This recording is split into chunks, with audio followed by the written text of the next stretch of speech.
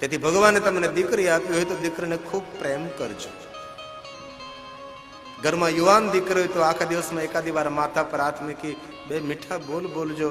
અને હું કહી શકું છું, બાપનો જો દીકરી પ્રત્યેનો સાચો પ્રેમ હોય ને તો દીકરીઓ ખોટી જગ્યાએ પ્રેમ શોધવા નહીં જાય.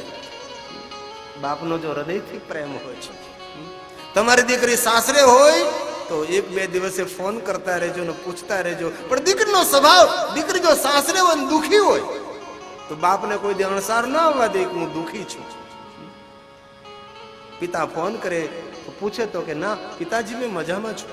નગર દુખી હોય, તકલીફો હોય તો પણ પિતાને દુઃખ થાય, તેથી બાપને પોતાના દુઃખની વાત ન કરે.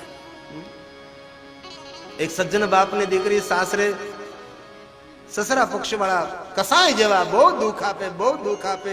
બાપ વારંવાર પૂછતો રહે, દીકરી બેટા તને દુઃખ તો નથી ને? તો પણ દીકરી તેના બાપને બતાવે નહીં કે મને આ સસરા પક્ષનું દુઃખ છે. કોઈ રાવ નહીં, કોઈ ફરિયાદ નહીં. પપ્પા હું મજામાં છું, પપ્પા હું મજામાં છું. દીકરીથી દુઃખ સહન નહીં થતા એક દિને દીકરીએ નિર્ણય લઈ લીધો કે આજ મારે આત્મહત્યા કરવી છે.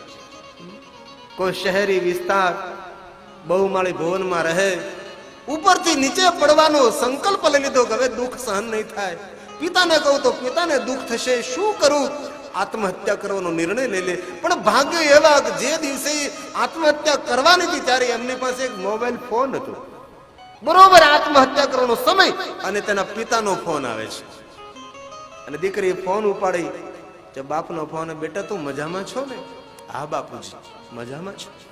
બેટા જીવનમાં દુઃખ આવે, એ દુઃખ રોજ નથી રહેતું બેટા, થોડું સહન કરી લેજે, હિંમત નહીં હારતી બેટા.